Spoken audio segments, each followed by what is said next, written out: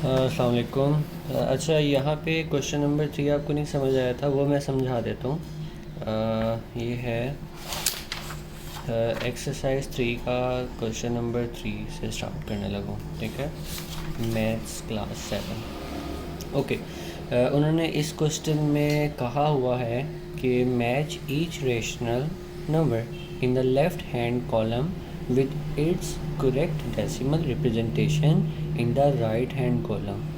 It's mean कि हमारे पास एक ये लाइन है और एक ये लाइन है। इसको हम कॉलम एक लेफ़्ट कह लेते हैं, इसको हम कॉलम राइट कह लेते हैं।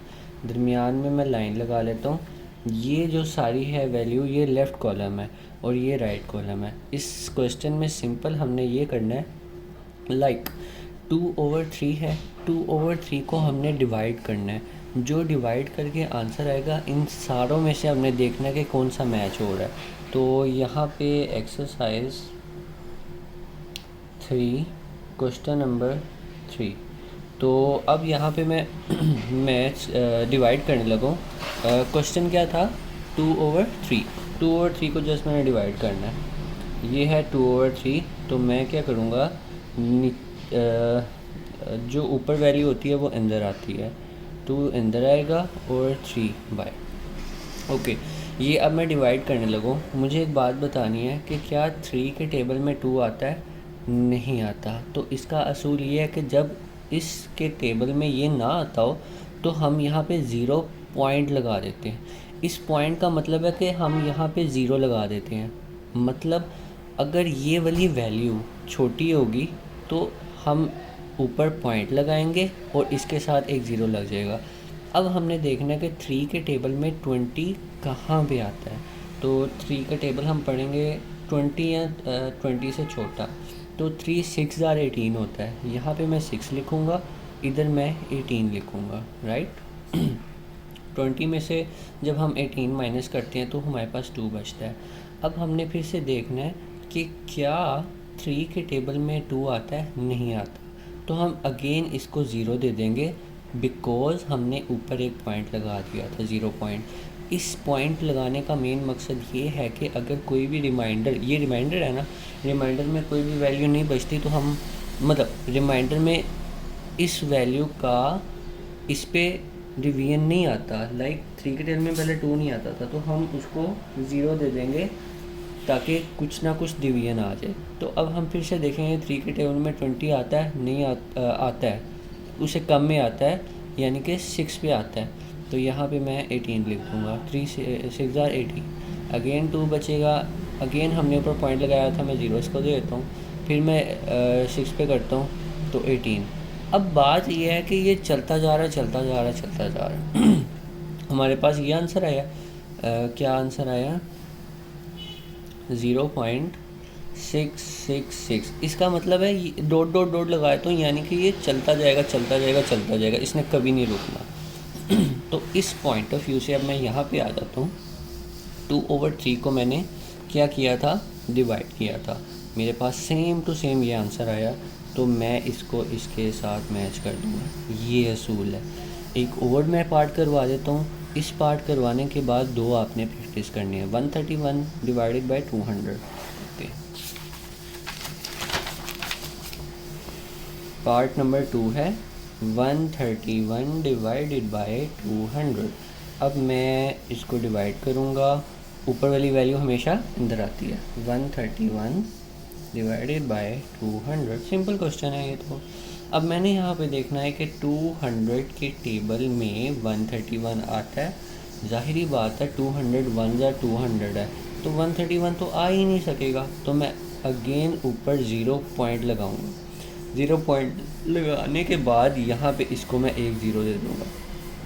अब मैं देखूँगा कि 200 के टेबल में 1310 कहाँ पे आएगा। तो मैं एक काम करता हूँ, 200 को जो है ना 6 पे मल्टीप्लाई कर लेता हूँ। 0 6 0 ज़ार 0, 6 0 ज़ार 0, 6 2 ज़ार 12। अच्छा, ये मेरे पास 1200 आ गया। इधर 1310 है। अगर मैं इसको 7 से करूँगा ना तो मेरे पास 1400 आएगा। आप करके देख लेना। तो 206 यानी कि 200 को जब हम 200 को जब हम 6 से मल्टीप्लाई करते हैं तो हमारे पास आंसर 1200 आता है।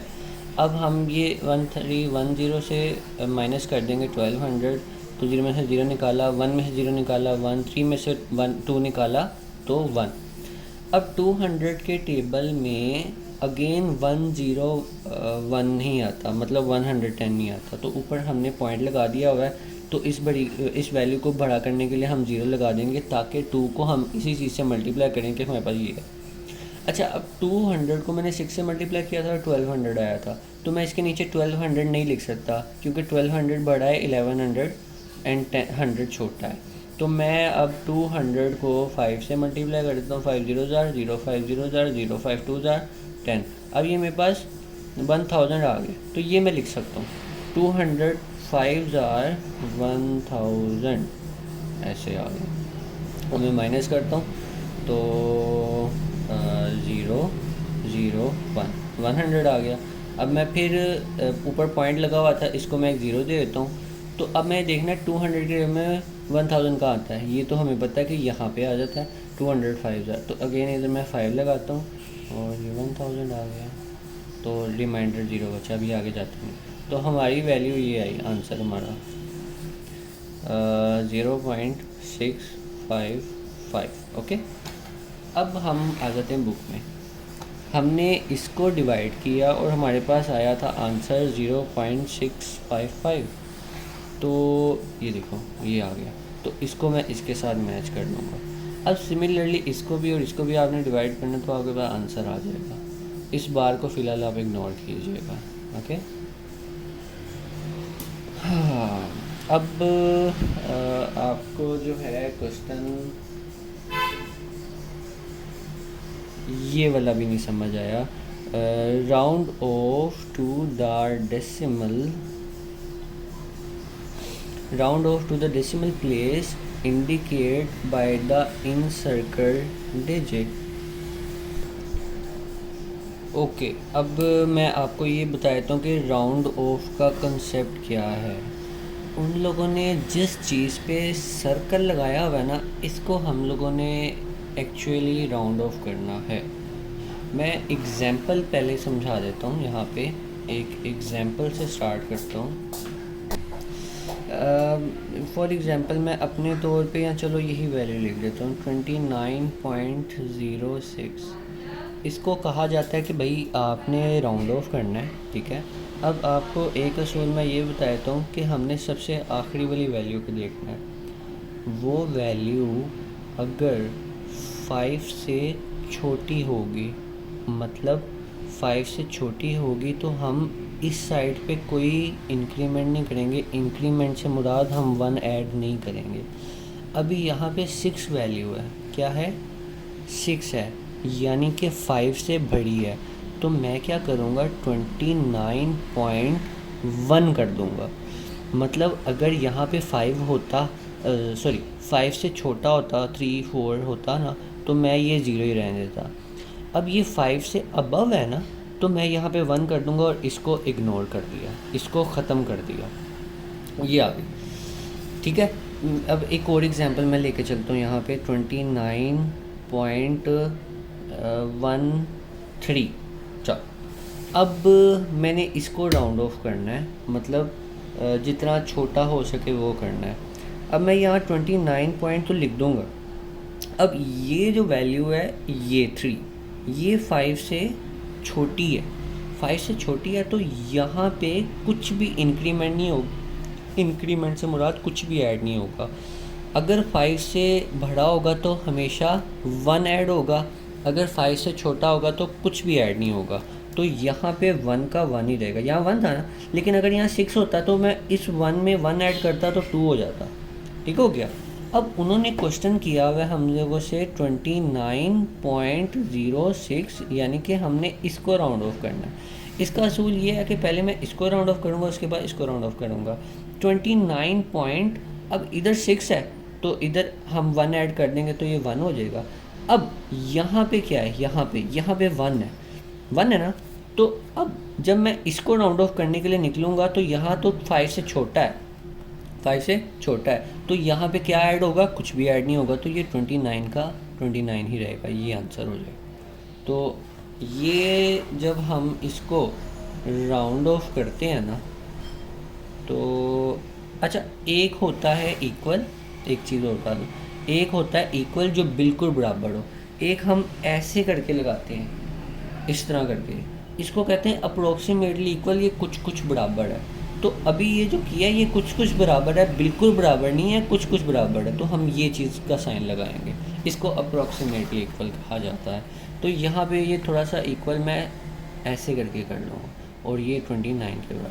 अब मैं इसको कर लेता हूँ, ठीक है, इधर 112 नेक्स्ट पेज पे चले चलते हैं। हाँ 112.999, और उन्होंने कहा है इस चीज़ को जस्ट राउंड ऑफ करना है और किसी को नहीं करना, ठीक है ना। तो मैं इक्वल लगाता हूँ 112.9, तो इतना लिख दिया। अब इसको हमने राउंड ऑफ करना है। अब ये जो वैल्यू है ये 5 से अबव है, राइट, 5 से अबव है, तो इसके अंदर कितने जाएंगे, ओनली 1 ऐड हो जाएगा, राइट। तो जब 1 ऐड हो जाएगा ये तो 10 बन जाएगा, 10 हम लिख नहीं सकते, तो 10 जब हम नहीं लिख सकते तो फ़िलहाल इसको हम 0 कर देते हैं, कंसीडर कर लेते हैं, या 10 कंसीडर कर लेते हैं। 10 हम लिख नहीं सकते तो दोबारा इसमें से आ जाएगा 112 पॉइंट, ये ख़त्म हो गया ना, ये ख़त्म हो गया। अब ये 10 हम कंसीडर नहीं कर सकते तो 1 इधर चल जाएगा, ये भी एक तरह से 10 बन जाएगा, तो इसको हम ख़त्म कर देंगे। अब इधर भी हम 10 नहीं लिख सकते। और मुझे एक बात बताओ, 10 5 से भरा है, ऑब्वियसली भरा है, तो फिर 1 इधर चला जाएगा, 1 तो जब 1 इधर चला जाएगा तो ये 2 है, इसमें 1 ऐड करेंगे तो ये 3 हो जाएगा, और ये ख़त्म हो गया। Final answer is this. ये मैंने आपको इतना एक्सप्लेन किया, आपने एक्सप्लेन नहीं करना, आपने जस्ट ये आंसर लगाना है अपने माइंड से सोच सोच के। तो अब यहाँ पे ये चीज़ अप्रोक्सीमेटली इक्वल हो जाएगी 113 के। इसी तरह ही बाकी क्वेश्चन करने हैं आपने।